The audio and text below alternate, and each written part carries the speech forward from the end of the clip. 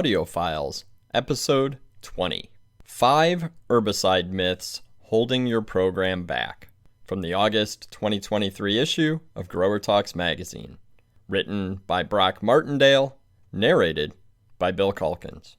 5 Herbicide Myths Holding Your Program Back. For any nursery crop, weed control is essential to producing beautiful, vibrant plants. For the continued growth of the green industry, it's important that these management programs are both environmentally responsible and cost-effective. Weed management strategies commonly rely on multiple applications of pre-emergent and post-emergent herbicides and are supplemented with hand weeding. To help you build a robust program, it's important to dispel some myths about using herbicides in your production. Myth 1. Herbicides aren't safe for herbaceous perennials. When it comes to weeds, start clean and stay clean should be the motto, especially for producers of herbaceous perennials. Many growers feel herbicides that are safe to use on herbaceous perennials are either too scarce, control too few weeds, or control a lot of weeds but are only safe on a few ornamentals. There are herbicides available that are safe on herbaceous perennials and control many weeds while being safe to use on a variety of ornamentals. For instance, Gallery Specialty Herbicide offers exceptional control of broadleaf weeds, all while being one of the safest sprayable formulations. Gallery provides season-long control of more than 90 broadleaf weeds and can be applied on or around more than 700 ornamentals. Looking for another option? Granular formulations are much safer for a large number of crops than sprayable formulations. However, cost and time advantages should be considered. If you're leaning toward a granular, products such as Snapshot Specialty Herbicide and Fortress Herbicide by OHP offer the widest crop protection and flexibility for your program. Investing in these products will provide peace of mind when it comes to plant safety and can reduce labor inputs for your facility. To manage weeds effectively, a robust nursery weed management program should include pre-emergent and post-emergent herbicides, as well as sanitation and hand weeding. Always read and follow label directions. Myth 2.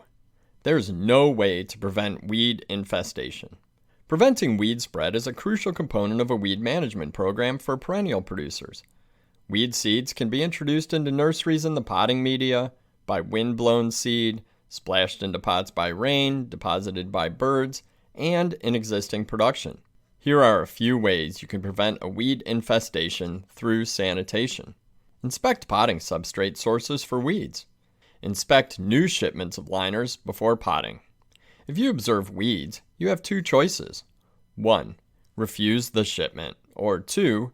Remove the top half-inch of potting media from the liners and dispose of that contaminated media. Weed infestations build over time. Hand weed frequently to keep weeds from going to seed. After hand weeding, remove the weeds and dispose of them properly. Don't let them sit around to dry and drop seed. Recycled potting media tends to be loaded with weeds. Do not use recycled substrates in herbaceous perennial production. Myth 3. Equipment calibration is not necessary before applying product. Calibration is a crucial step when using any product. A lot of times when products aren't working, it's due to a lack of proper equipment calibration. In some cases, after careful examination, we find calibration is often the leading cause of a product not being as effective. The most expensive application is the one done at the wrong rate. Myth 4.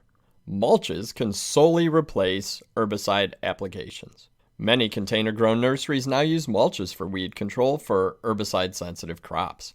It's true that mulches can control most common nursery weeds, but be cautious with mulches in herbaceous perennial production. It's recommended to pair mulching with pre-emergent herbicides for more robust weed control. Mulches control weeds by removing the light from the seed and newly germinated seedlings. Mulches can hold excessive moisture at the crown of the plant, which can lead to crown or root rot. For crops that are susceptible to crown rot, it's best to avoid the use of mulches. However, crops with high moisture demands may grow better with mulches. If mulches are used, the growers should monitor soil moisture conditions and adjust irrigation schedules accordingly.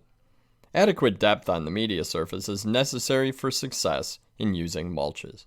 Myth 5. Herbicides wear off and don't offer continued control. Overwintered crops often have the biggest risk of becoming infested with weeds. Standard practice is to hand weed these plants after overwintering, but this usually pulls you away from other important spring tasks. To avoid weed problems in overwintered crops, apply a pre-emergent herbicide such as Gallery or Snapshot specialty herbicides several weeks before covering the crop ahead of winter. If applying later in the season, both Gallery and Snapshot have a place in your program because one is a liquid sprayable and the other is a granular. Both products work around the clock to keep ornamentals weed-free, preventing hand weeding and the need for retreatment. Be sure to check the label for specific recommendations. Protecting overwintered material is crucial to starting out the season right. Identifying the weeds you have and selecting herbicides that are safe and effective will go a long way toward your success.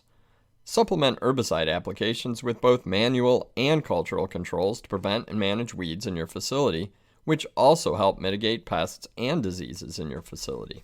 When it comes to weed control, you have options. Weed control in perennial production depends upon an integrated weed management program that includes sanitation, herbicides, and hand weeding. Although herbicides can cost more upfront, the investment can help reduce time and money spent on hand weeding, giving you more time to focus on other areas of your business. The end. We hope you enjoyed this episode of Audio Files from the Tech on Demand podcast, brought to you by Grower Talks.